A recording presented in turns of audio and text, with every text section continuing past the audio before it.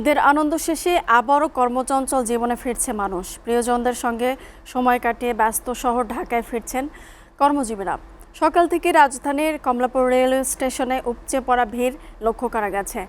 দীর্ঘ ছুটি কাটিয়ে নিরাপদে ফিরতে পেরে স্বস্তি প্রকাশ করলেও প্রিয়জনদের ছেড়ে আসার বিষাদ ছিল অনেকের কণ্ঠে।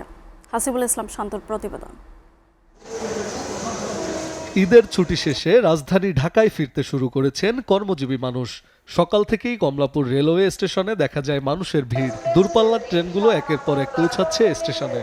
আমাদের ঈদটা হচ্ছে প্রায় 20 দিনের ছুটিতে গিয়েছিলাম বাড়িতে, কিন্তু সময়টা খুব দ্রুত কেটে গেছে। ওভারঅল অনুভূতিটা অনেক ভালো ছিল আর অন্যান্য বারের তুলনায় আর কি। এবারের ঈদযাত্রা ও ফিরতি পথ উভয়ই ছিল তুলনামূলক স্বস্তিদায়ক। শিডিউল বিপর্যয় না থাকায় এবং যানজটের ভোগান্তি কম হওয়ায় নিরাপদে ও নির্বিঘ্নে পৌঁছতে পেরে খুশি যাত্রীরা। বাড়িতে সবার সাথে ঈদ করতে পেরে খুবই আনন্দিত, কিন্তু এখন ছুটি শেষ, আবার ক্যাম্পাসে ফিরতে হচ্ছে, তো এখন একটু মন খারাপ। ঈদ শেষে পরিবারের সাথে আনন্দ ভাগাভাগি করে আবার কর্মস্থলে ফিরে আসছি, সুন্দরভাবে আসতে পারছি এবং যাত্রাটা খুব ভালো ছিল।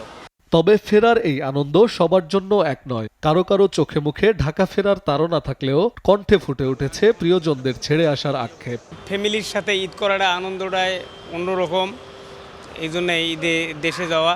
প্রতিবারের মতো বাড়িতে ঈদ করে আসলাম, আসলে অনেক ভালো লাগলো। ঈদের আনন্দ আর প্রিয়জনদের সঙ্গে কাটানো সময়ের স্মৃতি বুকে নিয়ে আবারও যান্ত্রিক জীবনে ফিরছেন মানুষ। তবে নির্বিঘ্ন যাত্রা কিছুটা হলেও স্বস্তি দিচ্ছে রাজধানীতে ফেরা এসব যাত্রীদের। হাসিবুল ইসলাম শান্ত, SA TV, ঢাকা।